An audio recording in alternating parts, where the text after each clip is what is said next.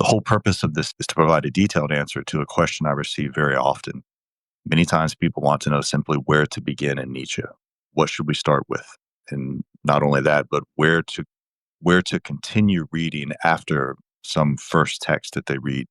And what I'm outlining right now is a number of absolutely invaluable resources within our own orbit, guys that are doing amazing research. I mean, this is top quality research. This is the kind of research that could be published in academic journals and such.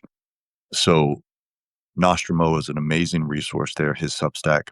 And I've also added like Kyrgyz. His Substack is amazing. He does just great work with these. He curates, one could say, the various aphorisms and things, various good passages that one finds in Nietzsche.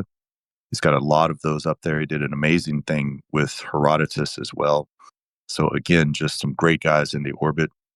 I've also added up to the top there something that I wrote on a whim one day because I remember a good friend of mine, Doug, had just simply asked. He said he showed me that the the template there that someone made for Mishima and how to go through Mishima's various texts. And he said, you should probably do something similar for Nietzsche.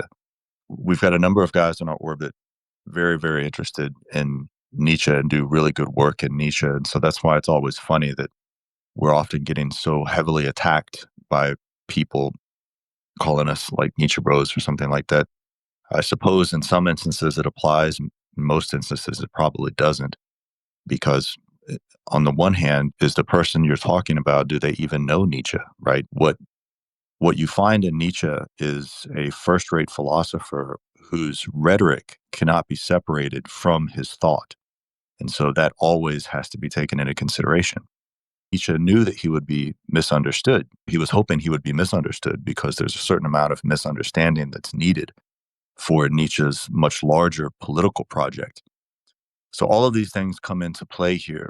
Whenever you have anyone really just flatly dismissing a particular thinker, you always have to just think to yourself, is this person even to be taken seriously? I mean, on occasion, I'll flatly dismiss Hegel and mock him, but I always say that we absolutely have to read Hegel. You must read Hegel. In other words, you have to earn the right to be able to criticize a philosopher, to dismiss a philosopher, because to not take a philosopher seriously and simply dismiss him for whatever reason, that means that you're not up to the task of even really doing any philosophy, because the question, the I guess we could say the activity of philosophy is deliberately not one in which people simply pick and choose who they want to like or dislike and then go down the rest of their life simply beating the drum of the philosopher they like and just dismissing everyone else that they don't like. That's not what philosophy is. In the grand scheme of things, philosophy is about the fundamental questions, but most importantly, the question of, for instance, what is the good life? What is the right way to live? What is the right way to conduct oneself? And this, of course, is something that Nietzsche is very deeply concerned with. Now, he's going to fundamentally re-alter that question because, of course, he's going to have much to say about these notions of good and evil and such. So that's going to alter that question, but it takes nothing away from the fact that that's still the question at hand with Nietzsche.